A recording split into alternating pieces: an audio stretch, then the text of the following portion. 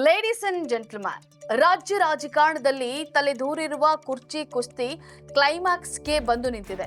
CM and DCM ಉಪಹಾರ ಕೂಟದ ಬಳಿಕ ಜಂಟಿ ಸುದ್ದಿಗೋಷ್ಠಿಯನ್ನ ನಡೆಸಿ ಒಗ್ಗಟ್ಟಿನ ಮಂತ್ರವನ್ನ ಜಪಿಸಿದ್ದಾರೆ.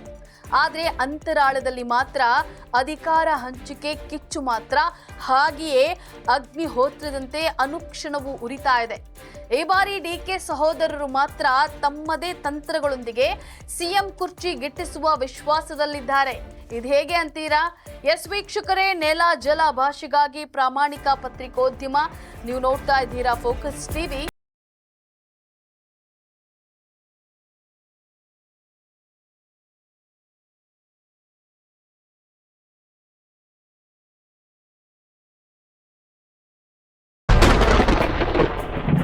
ಹೌದು, ರಾಜ್ಯದ ಸಿಎಂ ಕುರ್ಚಿ ಕುಸ್ತಿ ಕ್ಲೈಮ್ಯಾಕ್ಸ್ಗೆ ತಲುಪಿದೆ.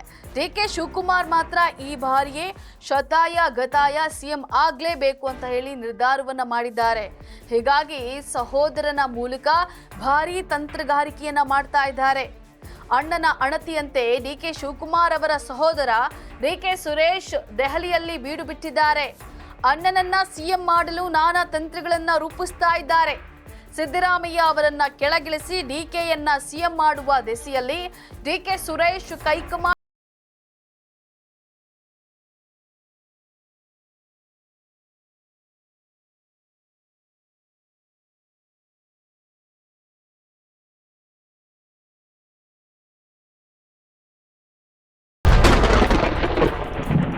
ಈಗಾಗಲೇ ದೆಹಲಿಯಲ್ಲಿ ಬೀಡು ಬಿಟ್ಟಿರುವಂತಹ ಡಿಕೆ ಸುರೇಶ್ ಹೈಕಮಾಂಡ್ ನಾಯಕನನ್ನ ಭೇಟಿಯಾಗಲು ಕಾಯ್ತಾ ಇದ್ದಾರೆ.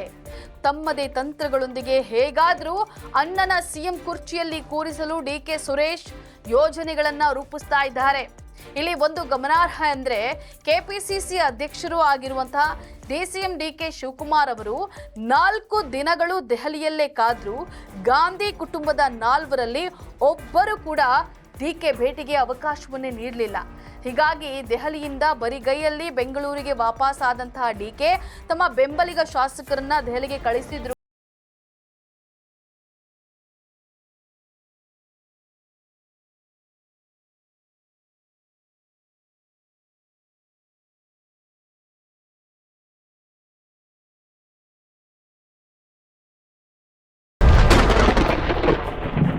ಹೀಗಾಗಿ ಕೂಡಲೇ ಡಿಸಿಎಂ ಡಿಕೆ ಶಿವಕುಮಾರ್ ಅವರು ತಮ್ಮ ತಂತ್ರಗಾರಿಕೆಯನ್ನ ಬದಲಿಸಿದ್ದಾರೆ. ಅವರ ಮುಂದುವರಿದ ಭಾಗವೇ ಡಿಕೆ ಸುರೇಶ್ ಅವರ ದೆಹಲಿ ಪ್ರವಾಸ.